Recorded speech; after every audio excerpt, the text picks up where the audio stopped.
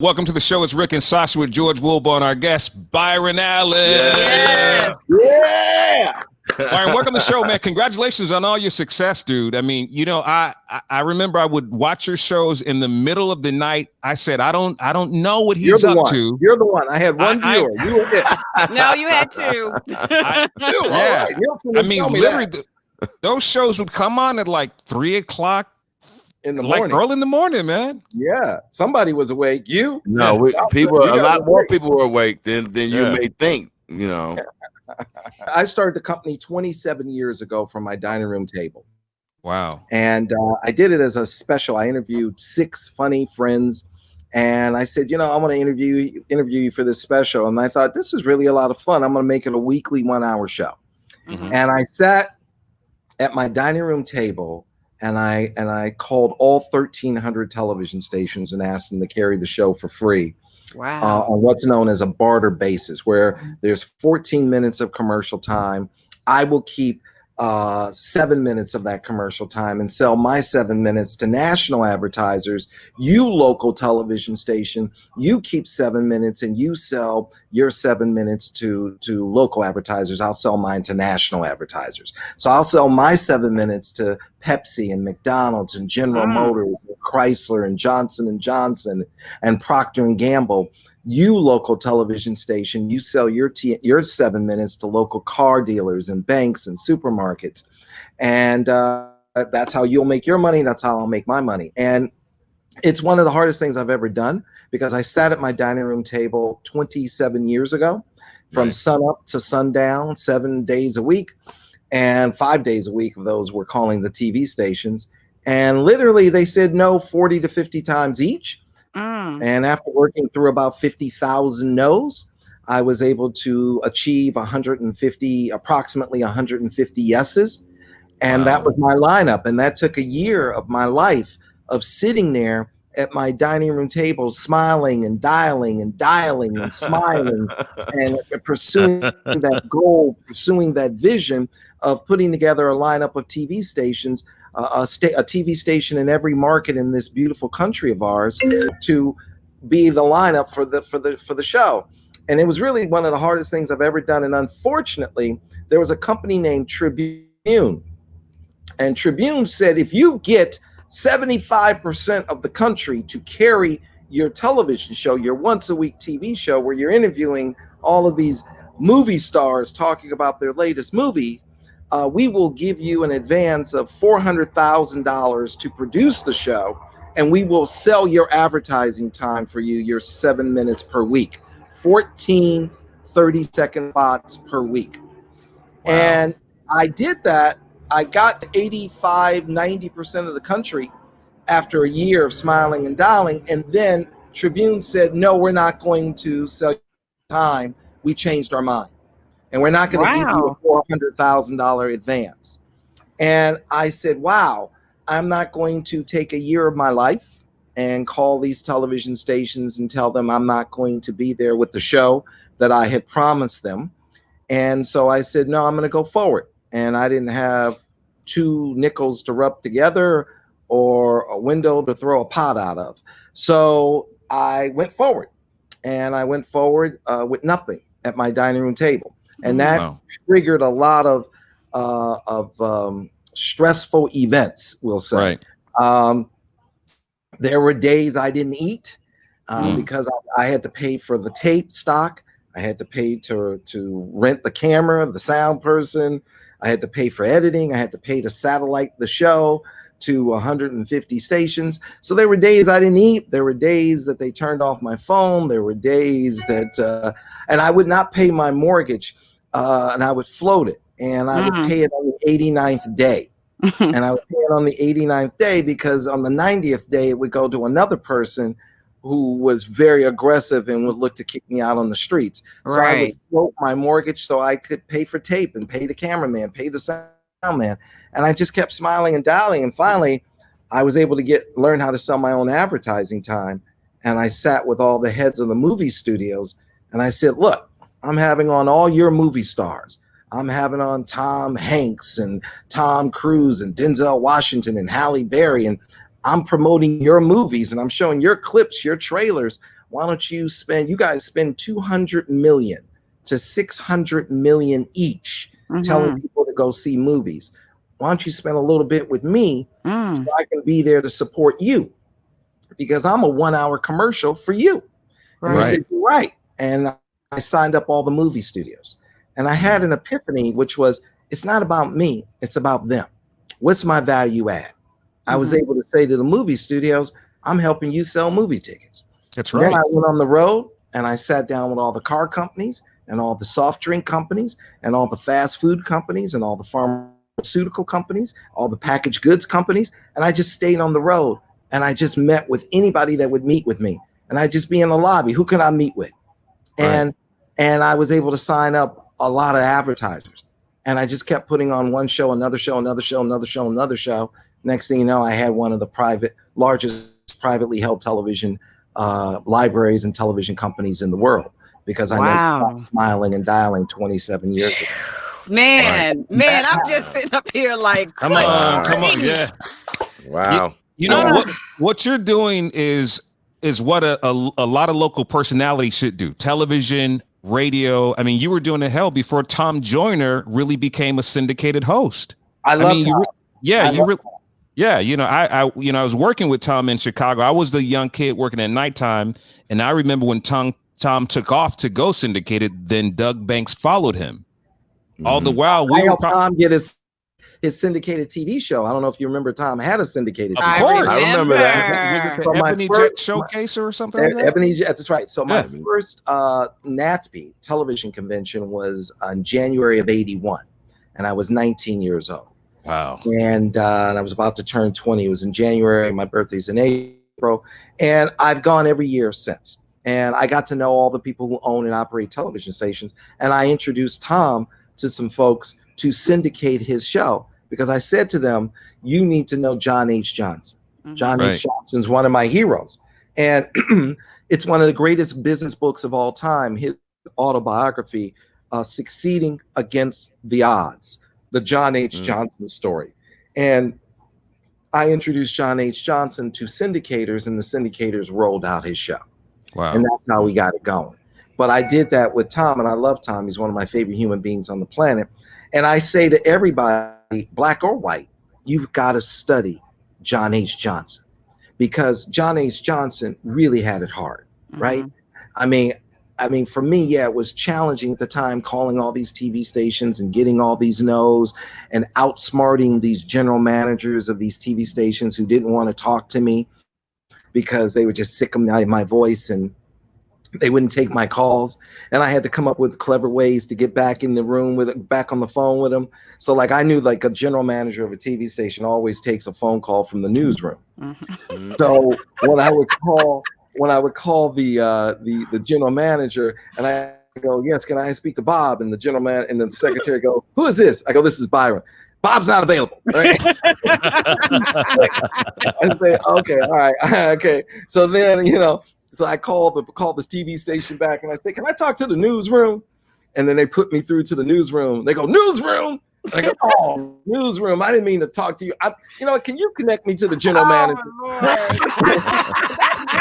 And then the newsroom would call the general manager, and then it's like a red phone on a general manager's desk. When the newsroom calls, something's going on. Right. I go, hey Bob, it's Byron. I got a TV show for you.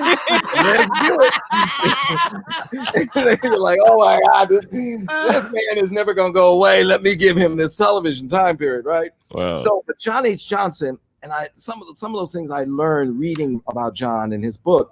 And I think his daughter told me his book was discontinued. I said, you got to put it back in print. We got to get it. It's the best book ever. But I'll never forget, when he started Ebony and Jet, he had made enough money at one point to buy an office building on Michigan Avenue. That's right. I used to see it every day. Every day.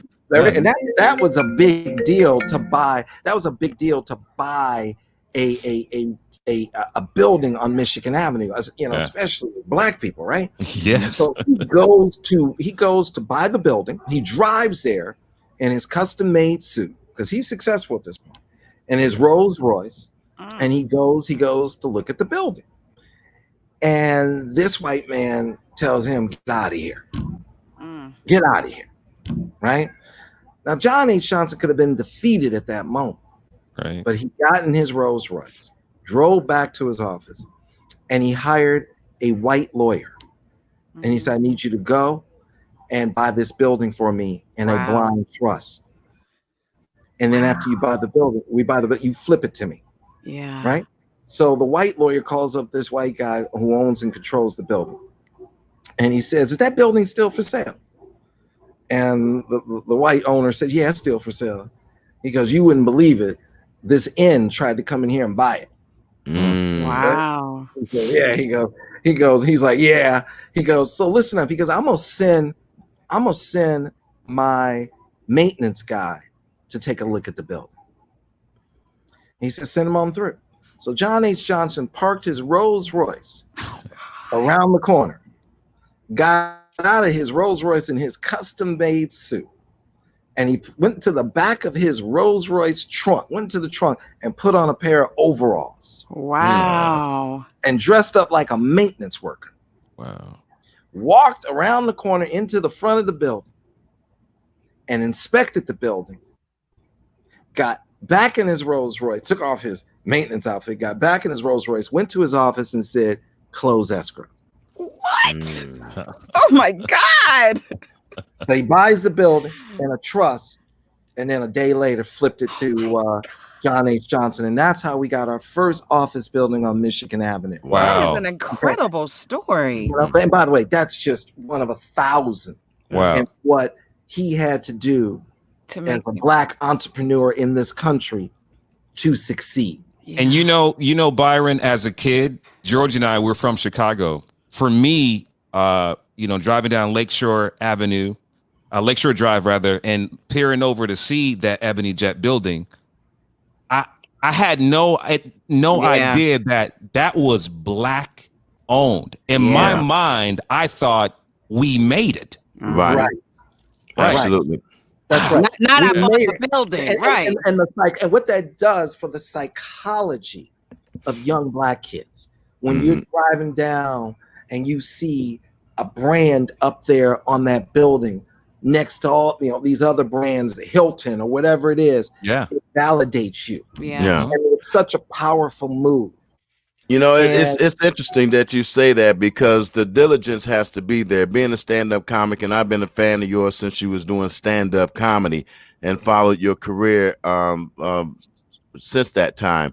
And for us, the consistent, and my mentor Rodney Winfield used to say, George, everybody gets a turn. So the longevity and the persistence that it takes, listening to that, man, it's encouraging. I'm 30 some plus years into the business, still grinding, still smiling, still making the phone calls.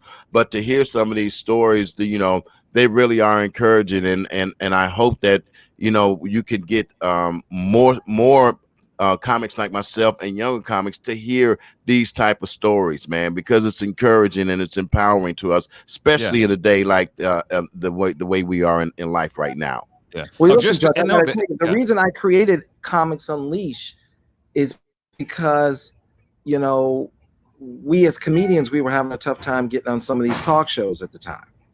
So I decided to create a talk show that only had comedians on, Comics Unleashed. Right. And that is the longest running first run late night talk show in America. That no syndicated show has ever run that long as a daily half-hour show. Wow. And it was a simple concept. When I used to do the Byron Allen show, I made it a point, and I paid way, way, way, way more than I ever should have paid to shoot in Johnny Carson's studio. And I spent the money because I wanted to be near Johnny Carson, and I wanted to learn from Johnny. My mother used to give tours of NBC, right? So my mother got pregnant with me when she was 16 years old and had me 17 days after her 17th birthday. Wow. And she ended up going to UCLA and getting her master's degree in cinema TV production. And because she was at UCLA and got her master's degree, she became a tour guide at NBC, and I was able to go out there with her and be exposed to television being made. Right. Up until that point, my exposure was that as a kid in Detroit, Michigan, And I couldn't wait to go to work with my daddy at Ford Motor Company with a uniform and a lunch pail, and my granddaddy who worked at Great Lakes Steel with a uniform and a lunch pail. And they used to leave me and go to work, and I'd be like, Granddaddy, take me with you. Daddy, take me with you. I can do the work at the factory just like you. I'm 5 years old. I'm ready to go. And then my mother and father got a divorce, and my mother showed me a different kind of factory, a television factory, a content factory. Yes. And so I had this exposure, and I'm just sitting there waiting for my mother to get off work. And I'm watching Johnny Carson do the Tonight Show. And I'm watching Bob Hope do his specials. And I'm watching Flip Wilson tape the Flip Wilson Show. And I'm watching Red Fox tape Sanford and Son. And I'm watching Freddie Prinze do Cheek on the Man. I'm watching Richard Pryor do specials. And I'm just going from studio to studio to studio. And I'm watching them do the news, and I'm watching them do soap operas. And I thought, this is what I want to do with my life. Make people laugh and make television. And I loved Johnny Carson. I would just sit in the parking lot during the summer, wait for Johnny to pull up just so I can say, hello, Mr. Carson. Wow. And he would say, and he got to know me. He's like, hello, Byron. How you doing today, young man? I'm doing great, sir. Want to tell you, your monologue was very funny last night. I love this joke, such and such. He goes, that was one of my favorites too. And I would just, over the summer, have these little 30-second, 45-second conversations with Johnny Carson that added up to over an hour, right? And so I just kept doing that. Hello, Mr. Carson. Good to see you today, sir. All right. And then I just say, and by the way, that was a funny sketch. That Karnak the Magnificent. I love when you said that. Boom, right? So I just kept hitting them with it. So then one day they were like, well, where do you want to tape the Byron Allen show? I said, I want to tape it in Johnny Carson's studio. They go, Johnny Carson's studio? That's That must be crazy. You lost your crackhead mind.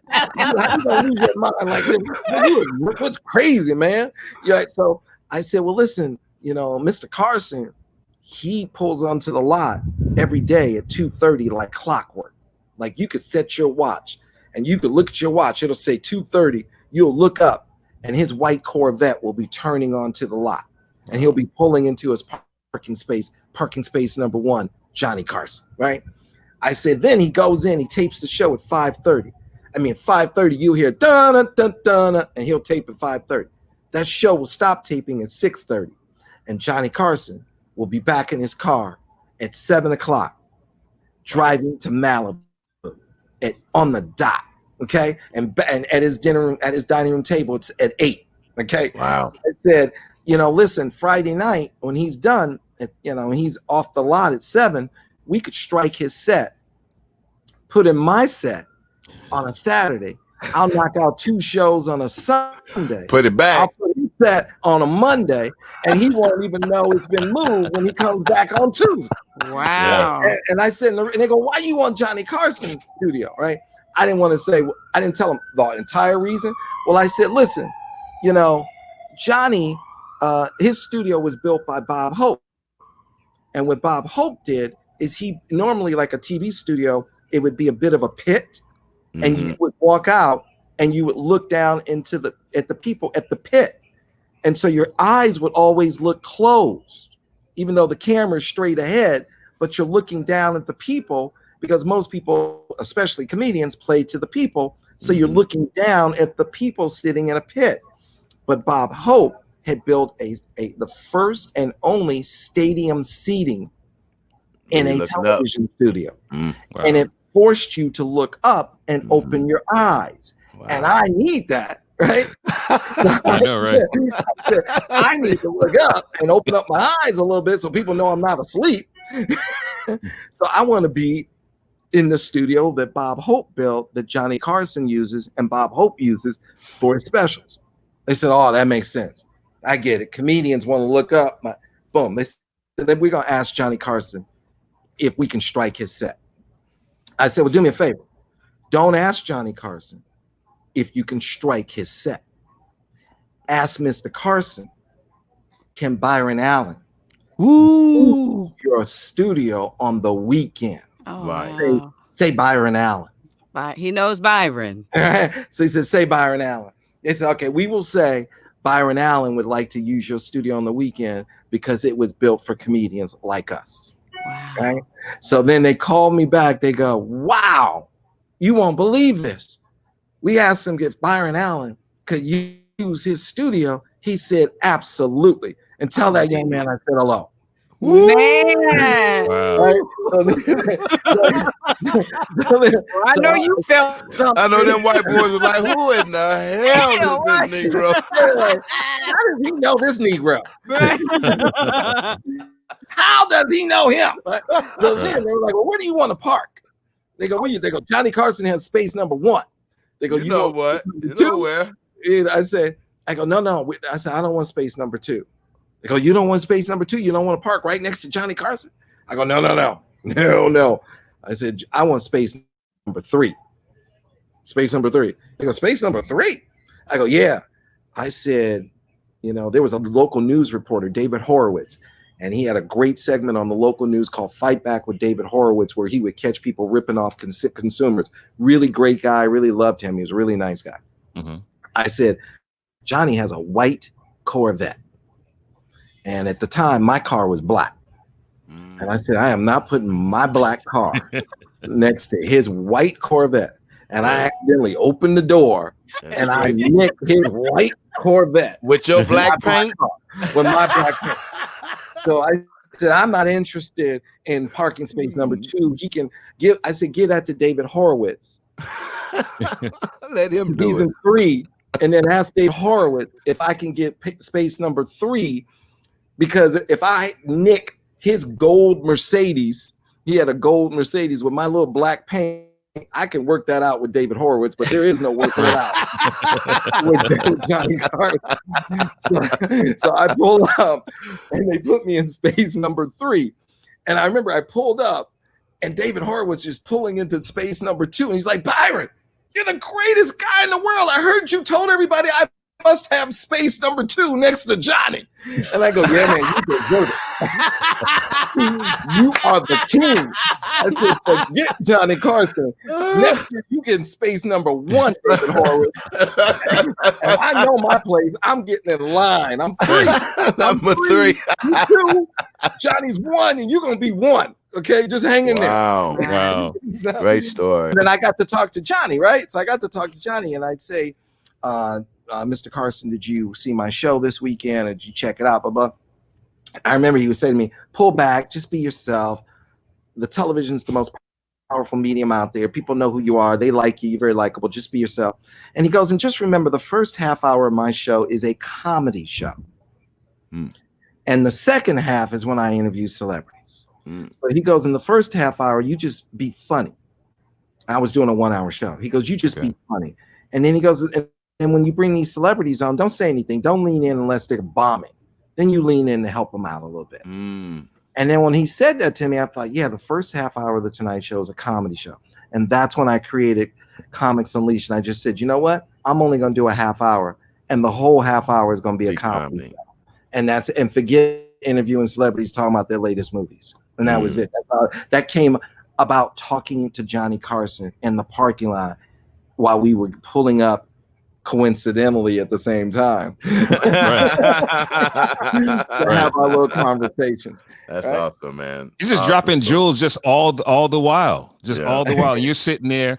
I mean, from when I would look at the show, I just saw a person who hosted a show, but you fed the comedy to the audience. It really wasn't even about you. You're like, here, feast on this. Yes. Where people just kind of sit around. Yeah. That's right. That's exactly right. Help the comedian shine. And what was happening was that we were kind of treated like a circus act, a freak show, when comedians are so smart and so funny and so just brilliant and just want to make the world laugh. And I said, I just want us to have our own place where it's just for us, just for comedians. Yeah, absolutely. And I want the comedy to be diverse. I want Black, white, Hispanic, Asian. I want gay, heterosexual. I want, men, women. I want a diverse point of view of comedy and how you see the world. And nobody had taken 4 comedians, 2 to my right, 2 to my left, and said, okay, how we see in the world. And that was important to me. And just have a place for comics to shine. And because I just wanted to say, I see you, I love you, I appreciate you, you're brilliant, you're special. Anything I can do to help you shine. Yeah. Well, it's a tough time for comedians right now, as you know, comics all over the country, man. Shows got wiped off of the books for most, if not all, comedians. And comics my age and my age range, many of them don't have a clue. We're using our children to log into anything. So, doing some of the social media and some of the platforms that are available aren't accessible to older comedians and comedians from a certain time era. So what would you suggest, for comics right now in this pandemic who are trying to stem this tide? What are some of the things that they may be able to do, until the world open up? What I would say is that this is a huge opportunity for you to put it on pause, connect with yourself, and more importantly, write every day. Just write every day, 3-4 hours a day, just whatever you do, just write and put it down, handwrite it, because when you put it on a pad, it clears your mind, and then it frees your mind up to come up with the next thing. If you don't write it down, it's kind of like it swirls in your head and it takes up space. But if you actually put it on a pad, it frees up space like software in your head, and then you're able to come up with more ideas and lay more ideas down. And I just think it's important to write every day, be true to yourself. I appreciate evergreen. That way, when you record it, it's still good 10, 20, 30, 40, 50 years from now. That's right. That's right. And you just want to lay it and just make it a goal. See, comedians today really have it a lot easier. You have it much easier. And because you have global distribution with the internet. That's right. Social media. And you have a gift now that if you write and you produce something that's funny and brilliant, it's seen by the world. Right. The world. And you can become a global sensation like that. Somebody does a brilliant routine and it goes viral. Yeah. And people all over the world just go, wow. Next thing you know, you got fans in Australia, UK, New Zealand, South Africa, just going, whoa, that was hilarious.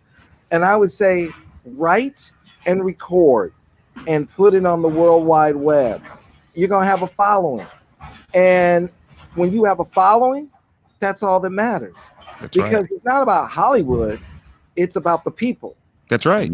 So write, record, get the people to connect with you, connect with the people, and then people are going to say, hey, man, you got like 50 million people who love you. Yeah. 50 million people who have to always know what you're doing every day. Whether it's The Rock with 160 million Instagram followers or Kevin Hart with 150 million Instagram, they've connected with their audience. And now what Hollywood is doing is chasing them and saying, hey, can I get the audience? That's right. Because eyeballs are eyeballs, Byron. Eyeballs are eyeballs. It doesn't matter where they see you. The internet does that now. That's right. Yeah. You're done. What you're going to find is that the new billionaires are going to be the content creators. Yep. Right. So 100 years ago was the Industrial Revolution.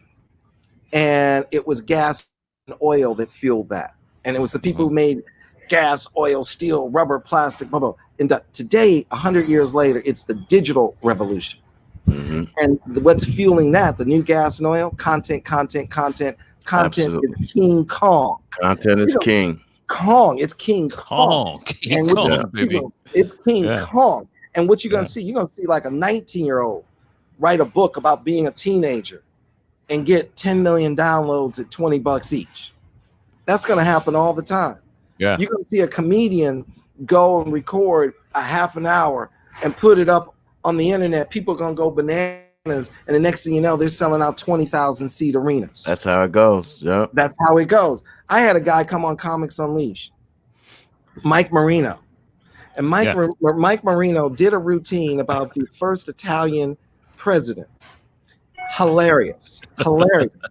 And he took the clip. We took the clip, put it on the internet. This is like 10 years ago. Put it on the internet. It went viral.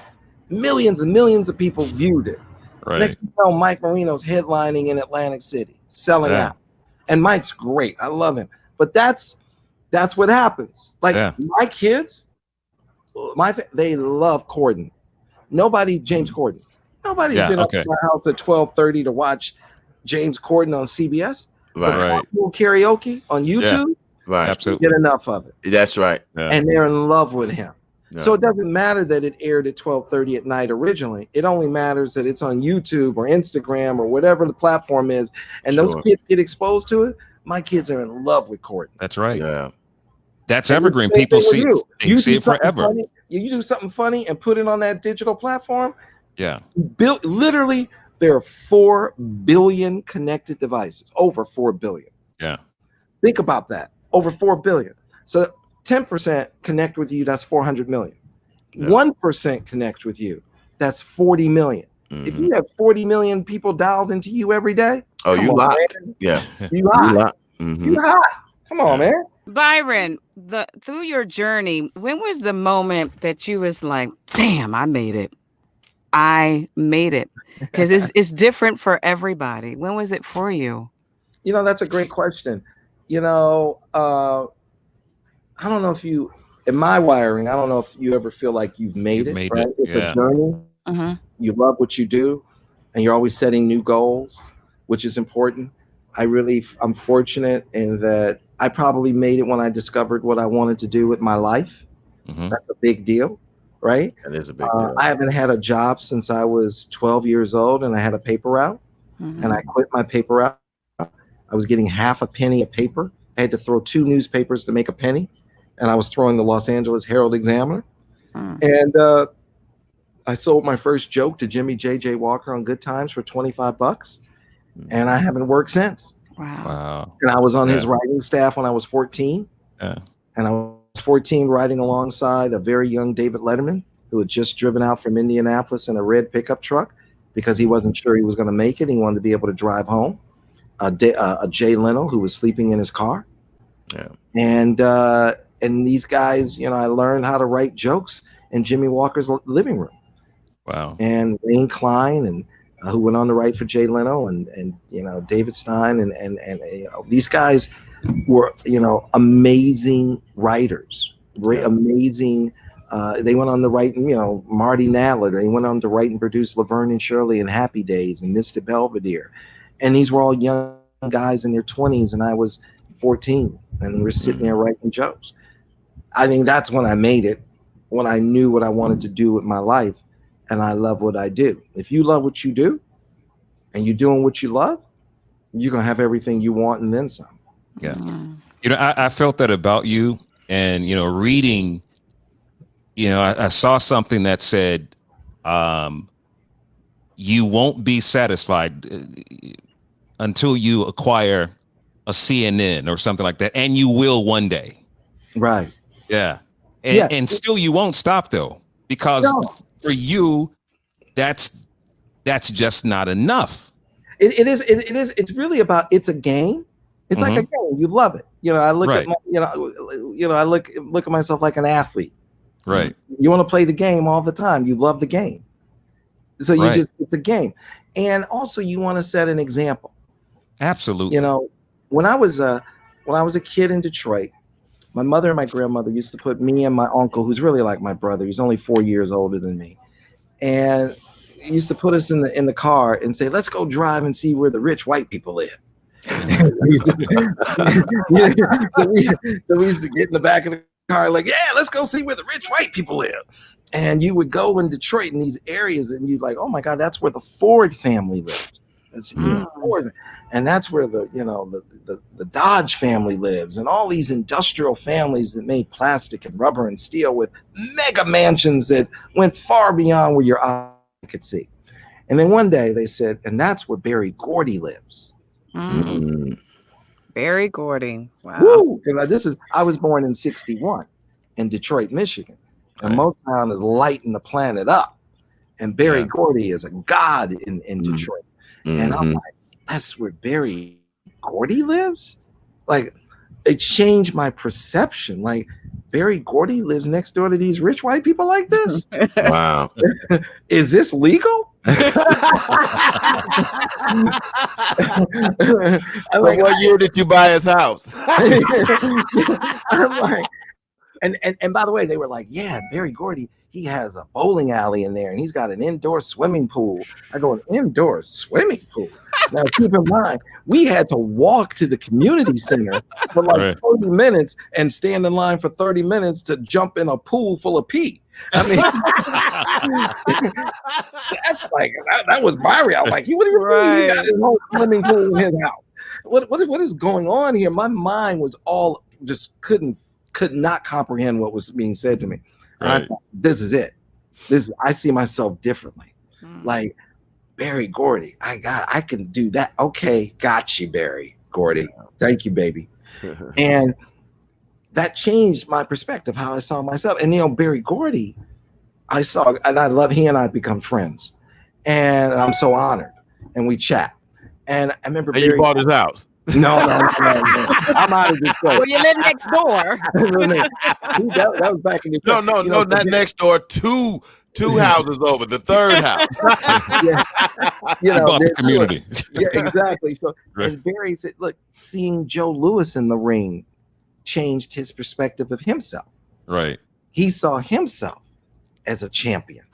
Seeing Joe Louis dominate and be a champion. So Barry Gordy saw Joe Louis, and I saw Barry Gordy. So you want a kid to see me. You want kids to see us. And okay, I see myself differently, which is why I produced this Martin Luther King Black History Month special. And in that special, I show a good friend of mine, Dr. Keith Black, who is the head of neurosurgery at Cedars-Sinai. Okay. And he's considered one of the world's greatest neurosurgeons. Because I want young Black kids to see the world's greatest neurosurgeon happens to be Black. Sure. I want them to see that. Like, whoa, a neurosurgeon. And I show them Ken Frazier, who's running Merck Pharmaceutical. And because I want them to see the head of one of the largest pharmaceutical companies on the planet happens to be Black. And so I'm showing these images, and I'm like, I love and appreciate our athletes, our entertainers, our music icons, but I also want them to see these unbelievable business leaders and scientists and astronauts, because that could change the way they see themselves, because sometimes our communities and our circles are so small, you don't get the kind of exposure that perhaps you should have. Absolutely. Yeah. And for me, buying the Weather Channel was key. That's my daughter. Hello, beautiful. We see. She's 10 years old. She's on a Zoom break. She has nothing. Come on, you want to say hello? We want to say hi. Come here, don't be. Where's your face? Now, hi. Hello. You're so beautiful. Say thank you. Thank you. You're All right, go welcome. back to that. So then, so what I want them to see themselves differently. So when I bought the Weather Channel, that was a breakthrough, because that was one of the first and only time that a Black person bought something that was traditionally owned by white mainstream media. That was huge. Yeah. And I wanted to, and I've always said, I don't want to play in the Negro leagues, play in the global leagues. Right. And no offense, and I love the Negro leagues. Yeah. But I want our kids to say, no, I want you to think globally. That's right. And I want you to buy businesses that are global in nature. Mm-hmm. And I want you to get into the major leagues. That's right. Right.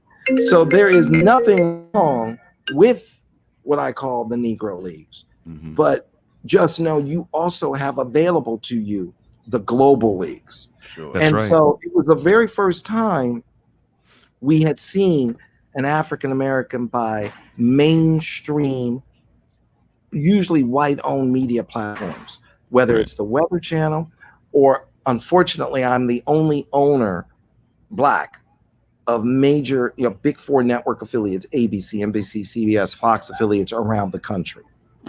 So I want these kids to see themselves as, I can own McDonald's, not a franchise, the brand. Right. I can own Coca-Cola, not the bottler, the brand. I can own the mothership. And this is about education and financial engineering and understanding the flow of capital. And talking about that George moment- Clinton. You talking about George Clinton's mothership? no, that mothership. You can own George's mothership. But you know, in that moment, you became John H. Johnson. Yeah, you know, for me, he's onto a class of its own. Berry Gordy, what they did, John H. Johnson, Bob Johnson, phenomenal entrepreneurs. Hey, the very first female millionaire in this country happened to be a Black woman, Madam Walker, Madam C.J. Walker. That's right. So that is something that you shouldn't lose track of. Know that you're already 100 years, you have it in you. You have to pursue it, right? And you have to pursue it, and you have to achieve this, because at the end of the day, the greatest value you're ever going to realize in terms of your talent and what you have to offer is when you work for yourself. Yes. And my thing is, I don't care if I'm making $100 a year or $1 billion a year. I just have to work for myself. Right. That's right. God. And as long as I'm working for myself, I'm good with the number. It can be 100 a year. It can be 100 billion a year. I'm working for myself. Yeah. And that's important. I think that's really important, because that's when you have a seat at the table. Yeah. You know, and when you think about the Weather Channel, that's a game-changing move for Black America as it relates to African American entrepreneurs, because there are only pretty much 4 news operations in America: CNN owned by AT&T, MSNBC owned by Comcast, Fox owned by News Corp, and me owning the Weather Channel. And the Weather Channel has been voted for 10 consecutive years in a row by a Harris poll the most trusted news brand in America. Nice. Wow. And so that's unique in that it happens to be independently owned and Black owned. Yeah. And I think that's important. And I remember when Berry Gordy sold Motown, I actually cried. Sat in the back of the room. They were making the announcement up at Universal Studios. He had sold it to MCA Universal Records. And I cried, because I thought to myself, we don't own anything. Mm-hmm. And I want to own something. Yeah. And I'm not going to sell. I'm going to build, I'm going to buy. And I'm going to build something so big, it's undeniable.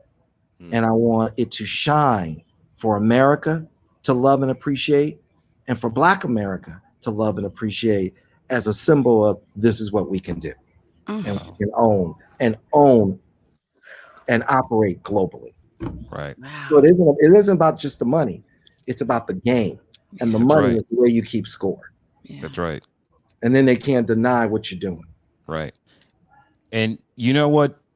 The lawsuits against Comcast and Time Warner, to me, I just saw, again, you were putting America on blast to say, you know what? We're here and we're not going to be ignored. I just want to say thank you. Thank you for that. Thank you. Yeah, listen, I appreciate that. You know, I use the Civil Rights Act of 1866, Section 1981. Mm-hmm. That is the very first Civil Rights Act ever put on the books. And it was put on the books to protect the newly freed slaves, and to provide economic inclusion for the newly freed slaves. And that was something that I felt was important. A lot of folks didn't know about the law. Right. A lot of folks had never used the law. And I said, okay, I want to use this. And there are some historians who believe we never got 40 acres and a mule because we got this law. Right. And this Civil Rights Act of 1866 said that African Americans, minorities, are to have fair access to contracting in government work and commercial work, and that we are to be given fair access to capital and opportunity. And it worked shortly after slavery. It was put on the books 1 year after slavery. Civil Rights Act 1866. That's the year they put it on the books, Section 1981. It worked. It worked where we now had Black Wall Street. Right. We had elected officials. It worked so well it made a number of people angry, upset, a number of white people unbelievably furious at the progress of Black America. Because what happened was Black America was like, well, I built this wealth and I did it off the scraps from your table. Got nothing. When I built the wealth of America, it was for the scraps off your table, and beatings and lynchings. Now I'm free and I'm working for myself. Yeah, the party's on. Yeah. The party's on. Now I'm working for my family. Yeah. So and so Black people after slavery took off. Black people were humming. Yeah. Okay. And then that's when that gave birth to the Klan and Jim Crow, because they saw how well we were doing. Right.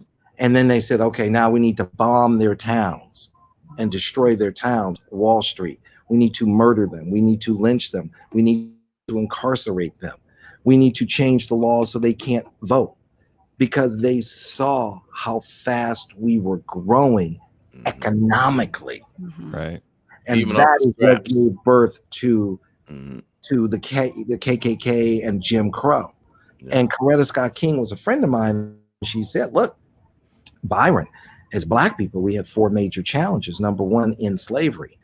Number 2, end Jim Crow, which I think was more damaging than slavery, because that was just full on, genocide. Absolutely. And then number 3, she said, achieve civil rights. And then she said, number 4, the real reason they killed my Martin, achieve economic inclusion. Right. And you see that progress where it's like, here's, okay, slavery, let's end slavery. And then boom, here's Jim Crow. I'm going to shut you down because you are moving faster than me after slavery. So I'm going to take you out now. And then, civil rights, I'm just going to put all these laws in place to shut you down. And then now this is the 4th and final chapter, economic inclusion, which is why I bought the Weather Channel. I'm buying these TV stations, have a seat at the table. It's the reason why, let this airplane go by, this helicopter go by. Is it landing on your roof? Yeah. they washed it up for you and dropped it up. It's time for you to go. There it is, right? So the reason why I filed these lawsuits was to start the conversation about real economic inclusion. That's right. And so when I supported Senator Barack Obama, and I didn't say anything until he got into his second term, and I said, look, basically I said, a lot of Black people were mad at me. I said, look, he's nothing more than temporary hired help. You can't have a Black president in the White House and then we go backwards. So when I went to Barack Obama, I said, I need 2 things from you. Number 1, I need you to audit the banks and see if the banks are lending money to Black people. Not minorities, Black people. Because you define minorities in many different ways. Quite often, banks will define minorities as white women. So any loan they make to a white woman, they say, my minority record is amazing. Look at this. And I'm like, no, not minorities. Are you lending money to Black people, Negroes, colored, whatever decade you want to go to? Right. Black people. And you will see that we're not getting bank loans because we're not getting home loans, car loans, student loans, which why under your administration, President Obama, Black home ownership hit a 25-year low. And unemployment in the Black community went up for Black America, went down for white America, because the largest employer of people are local businesses. And if our local businesses can't get access to capital that's not predatory, we can't employ people in our communities. We can't buy real estate. We can't buy equipment, car loan, whatever it is. Student loans. So audit the banks and see if Black people can get a loan. And then the other thing is the government has a $1 trillion government worker pension fund, and none of it's managed by Black people and invested in our communities. Please peel off 150 to 200 billion of that $1+ trillion, put it in the hands of African American money managers to invest in African American entrepreneurs, to be in businesses that are not just unique to our communities and outside of our communities on a global platform. Those were my two asks. And he ignored me. And then I got very upset with him, and I got very aggressive with him when Freddie Gray was wrongfully murdered and they started protesting in Baltimore. And President Obama called them thugs, and he called them thugs. And I said, no, time out. They're not thugs. You mean President Obama. Obama. Obama Okay. Called them thugs in Baltimore over the death of Freddie Gray. Right. Yeah. The police officers. He called the kids protesters. Oh, the protesters. Yeah. Oh. Yeah, he called the black protesters thugs. Thugs, okay. And the protesters were protesting over the wrongful death of Freddie Gray. Right. And that's when I said, hey, that's not right. Mm-hmm. Those kids, and this is back in years ago. And I said, they're not thugs. That's right. We have positioned them to fail. They don't have a proper education. They don't have jobs. They don't have capital that's not mentorship. They don't have opportunities. You've positioned them to fail, and they're defending their rights, and they're not thugs. And then that's when I got very aggressive with him, and I was as nasty as I could be, because I wanted to bring attention to it. Right. And I just said, dude, lean in on us. And now here we are 5-6 years later, and we have George Floyd. Right. And I was like, those are not thugs. And it's like that Tupac song. It's the hate you give. Absolutely. That's what you're really seeing here. It's the hate you give. That's right. You're going to squeeze me out. Right. And you're going to murder me. And then when I stand up for my rights, you're going to call me the animal. Right. I'm not the animal. Fannie Lou Hamer, she called it years ago in one of her speeches. I mean, she called it years ago, saying that since we're not giving back, we're gonna take it. And that's what we're seeing with these kids. Yeah, I think Martin Luther King nailed it the best when he gave that speech at Stanford University. It's on YouTube, and everybody should watch it. And it's The Other America.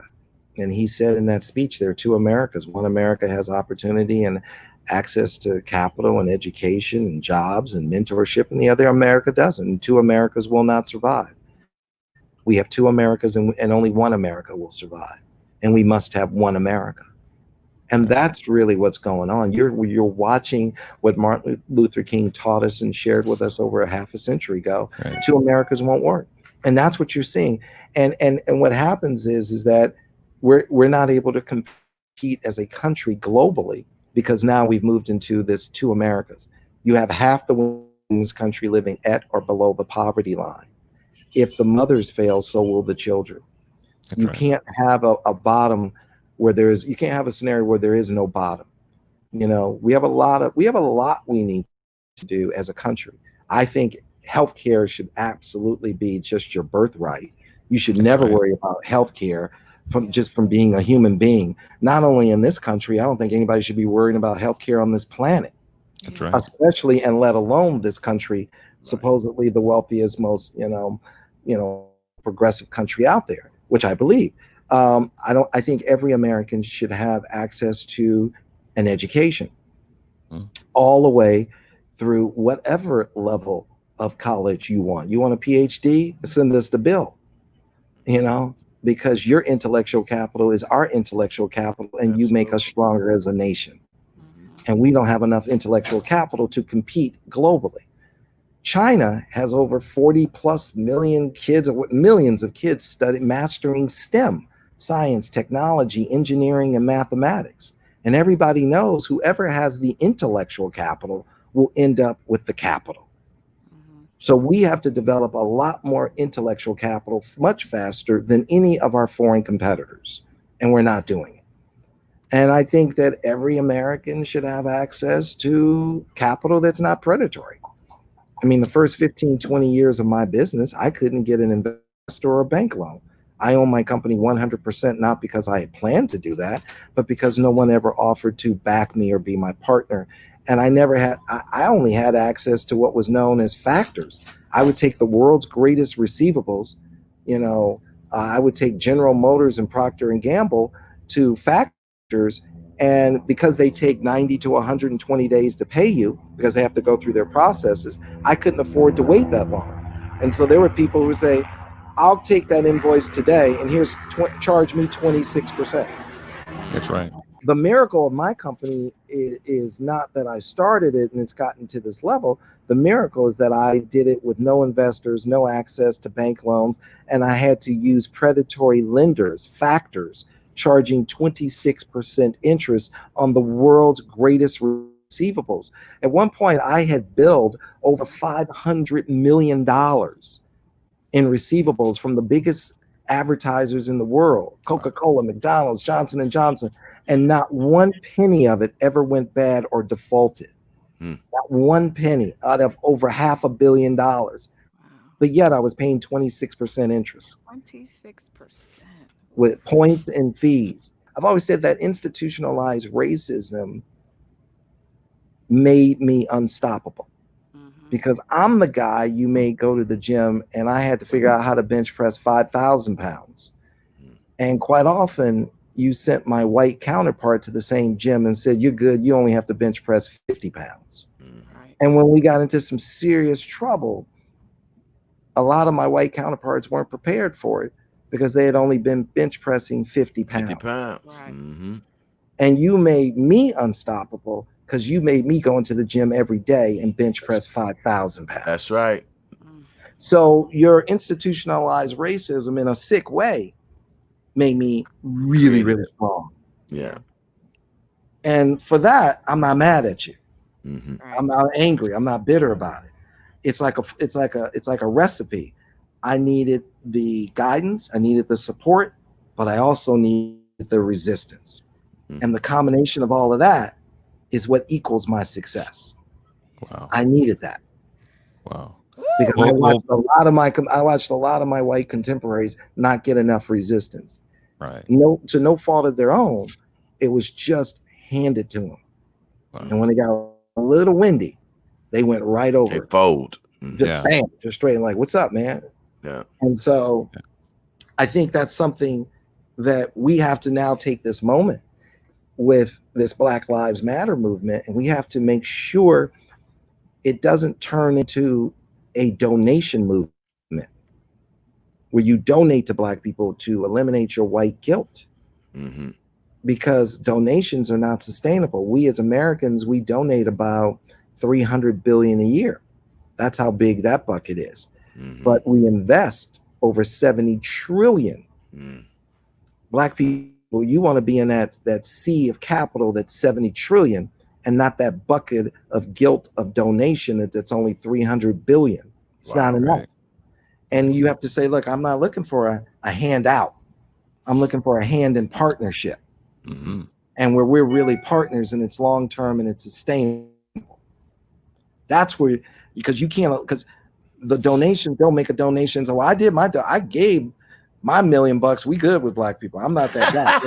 Exactly. It was like, no, that's not how it works. The way it works is that, I mean, we'll take it though, but take the donation, but it's not going to get you there. Right. It's going to get you in deeper trouble because you will have taken this moment and you will have completely fumbled it because the ask needs to be, and I wrote about it, and I wrote an op-ed that's at the Griot, which I own, the Griot, where it's called Black America Speaks, America Should Listen, what we need to do to never come back here again. And I lay out 10 steps on how we do it right. But nobody wants to talk about that because that's about real economic inclusion. So when I offered it to folks, the Washington Post, to publish the op-ed, LA Times, all these, and they wouldn't publish it as an op-ed, and I knew it. So I spent almost $1 million of my own money, and I bought 16 full pages in 8 newspapers around the country: the Wall Street Journal, the New York Times, the Los Angeles Times, the Washington Post, on and on and on. And that's the conversation America doesn't want to have: real economic inclusion for Black America, because that's giving up some of the great American pie. And that's really the crux, in my opinion, of the problem, is that we as Black people, we were brought here to America to create wealth. And when we were brought here, we were assets. There was a point where people measured you and how wealthy you were, not by how much real estate you had, but how many slaves you owned. That's right. And so we were brought here to create wealth. We were an asset. But the moment we were freed, we went from being an asset to a liability. Absolutely. And when we moved over from the asset side of the ledger to the liability side, that's when they introduced Jim Crow and said, murder them. Lynch, absolutely. Get rid of them. Get rid of them. Shut them down. Okay. We were probably one of the biggest businesses for Andrew Jackson, huh? Because he owned slaves all the way from the east to the west. That's how you were wealthy, and that's how you had influence. How many slaves did you have? Right. And that became a liability, and it was just like, kill them, murder them. And I have to tell you, you know, it's about economics. It's, you know, not wanting to share that pie. And so you have to now make sure, okay, we have an opportunity here. Let's make sure these corporations are doing business with us the way we're doing business with them. Let's hold them accountable when they're not. Let's make sure these banks are lending money to us the way they should. And let's make sure we're getting a proper education. We have to get a proper education. You know, the Asian community is brilliant. They sued Harvard to get more Asian kids into Harvard. Black community, who have we sued to get into an Ivy League school? Nobody. We won't even sue Kennedy King in Chicago to get. Yeah, we won't even sue. We won't even snitch. And it's like, you know, look, here's what I'll say. I went on the road and to raise a little over $1 billion. And I'm on the road. Now, this was the beginning of this year. And we closed the deal on February 10th. And then the world changed dramatically 30 days later. So the timing was super blessed and super fortunate. So I'm on the road. And when I noticed, and I went and I sat down, I don't know how many meetings, call it whatever, 100, 200 meetings. And what I noticed when I went to go sit down with folks that manage over $25 trillion to look to get a little over $1 billion of it to invest in some things I wanted to buy. What I noticed is when I went to the office buildings, the brothers and sisters were always in the lobby in uniform with the security badge on. Mm-hmm. But when I went up the elevator to the penthouse to talk to the 25 trillion to get $1 billion, it was always young white kids who had gone to Ivy League schools. Right. Yeah. And I'm talking to kids in their 20s and 30s managing 15, 20, $30 billion. Wow. And I'm like, how old are you? Right. I'm 30 years old, 29 years old. Where'd you go to school? Princeton, Yale, Harvard, Stanford. How much are you overseeing? 20, 30 billion, 40 billion. Wow. Okay. So we got to get into those schools because that's where these big corporations are recruiting from. And we have to finance and make sure our HBCUs are well financed and taken care of. Right. Absolutely. Because they're creating unbelievable intellectual capital. And we have to get these big corporations to recruit from these HBCUs as well in a big way. And we have to get into these Ivy League school because that's where these kids, look, you don't get a President Barack Hussein Obama without Harvard in his bio. Mm-hmm. Right. You don't get a Ray McGuire, chairman of Citigroup, one of the biggest banks in America, without Harvard in his bio. You don't get Ken Frazier, the chairman of Merck Pharmaceutical, without Harvard in his bio. You starting to get what I'm saying here? Absolutely. Sure.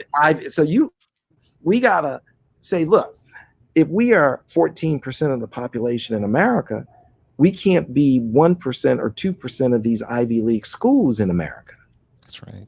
If we are 14% of the population in America, then I want these Ivy League schools as a matter of catch up to be at least 20% Black kids. Mm-hmm. That's how you're going to start to close the gap. When you look at that that intellectual capital in those Ivy League pipelines that will be the next set of managers of the biggest corporations in the world, that's when you're going to start to move it along. Wow. Wow. Man. Byron, yeah. You know, we're a new syndicated show. We're on about 31 stations. George has been syndicated. This is our first time around. You have dropped some real jewels on this show. No doubt. Because we're up against the Steve Harveys and the Ricky Smileys and all the celebrities. So we are you in a sense. Yeah. We are you in a sense. So everything that you're telling us, I mean, man, we are soaking it in. Absolutely. I would be remiss to let you get out of here and ditto to what Rick said, you know, and we are a young group in that we're together, but the quality of show and what we bring as a team, you know, I've worked with Tom Joyner, but I've worked on the show with Doug Banks, and I've worked with Michael Baisden, you know, several times, you know, over the years in syndication. We have what it takes, but the game has changed so drastically, you know, that, you know, this is invaluable what you shared today, you know, just from our perspective as a morning show. Absolutely. You know, it pales in comparison to what they do, because we're just radio people, you know, each of us probably 90 years in the game combined. So here we are. I look at you as infinitely much bigger than radio people. I look at you as content, and I look at you as, you know, intellectual and creative capital. And at the end of the day, you're going to get your biggest audience on the internet when you take these interviews, you put them on YouTube, and you do your podcasting. That's where you're going to have a global following. That's right. The radio is going to keep you in a small box. Mm-hmm. But your greatest success and your greatest wealth is going to come from your global branding, and that's the internet, taking your interviews and putting them on YouTube and doing podcasting. And the radio is just going to be part of your distribution chain. Right. And the great thing about your platform is you have a seat at the table. And this seat is more important than ever before. We're less than 80 days away from the most important election of our lives. Yeah. You know, we will be the luckiest human beings on the planet if we make it to January of 2021 with Donald Trump. But I'm highly confident there is no making it to January of 2025 with Donald Trump. Right. No way. So we have to, I think this is our moment where, especially us as Black people, we should be only singing one song and one song only, which is every Black person needs to, number one, register to vote. Number two, vote. And number three, vote early. Right. Black people, you can't go on November 3rd trying to vote like you some old rich white woman that's gonna get in and out in 10 minutes. That ain't gonna happen. That you what they're gonna do is have you stand in line for 8 hours. Yeah. And then tell you're in the wrong place. Right. Try again in 4 years. That's right. The reason why so much time, energy, and resources are spent to suppress the Black vote is because the Black vote is the most powerful vote in the world. And the reason why is because in America, the white vote is usually split almost down the middle. And the Black vote is the deciding vote, making our vote the most powerful vote in the world. We are the deciding factor. When Joe Kennedy went to Frank Sinatra and said, "Get my boy into the White House," you know, Sammy Davis Jr. went and got the Negro vote. Well, we forget that Kennedy beat Nixon by 5 dudes. One named Leroy, another named Jesse.